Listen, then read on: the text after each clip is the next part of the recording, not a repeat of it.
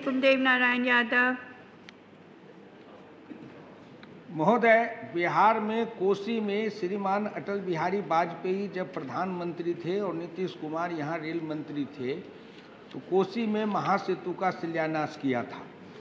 बिहार के स्वर्गीय ललित नारायण मिश्र जी ने सपना देखा था कि कोसी में महासेतु रेल का बना करके पूर्वोत्तर के साथ दिल्ली के सीधा संबंध जोड़ा जाए। उनके सपने को भी साकार किया गया, लेकिन वह पुल बन के तैयार है। केवल सकरी से लेकर निर्मली तक जो बड़ी लाइन बनाने का पटरी बैठाना है वो पटरी नहीं बैठ सकती है, जिसके कारण वो पुल 2 साल से बना बनाया तैयार है। रोड का पुल था, उसका भी पीसी जोशी जी गए थे, मुख्यमंत्री गए थे, सब गए थे, उसका भी उद्घाटन हो गया।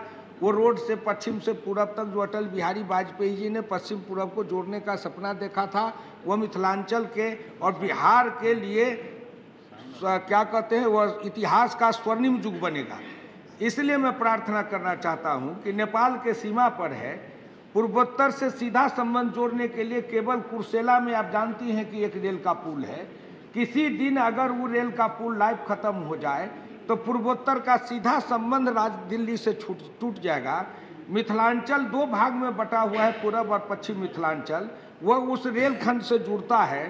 13 घंटे जो हमको दूरी तय करनी पड़ती थी, अब 3 घंटे में हम उस दूरी को तय कर सकते हैं।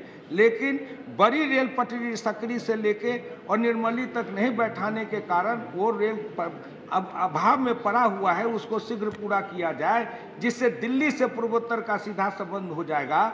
और दूसरा है कि सभी के लिए जब एक जैसा मापदंड रहता है तो दरभंगा से सीतामढ़ी रेलखंड पर हरिहरपुर गांव में एक हाल्ट स्टेशन बनाने के लिए लगातार लोग मांग करते रहे। बड़ा गांव है, जब सभी हाल्ट के लिए एक मापदंड बनाया गया, एक प्रक्रिया निर्धारित और नियम है, तो हरिहरपुर के लोगों की मांग की उपेक्षा करना भी उचित नहीं लग रहा है।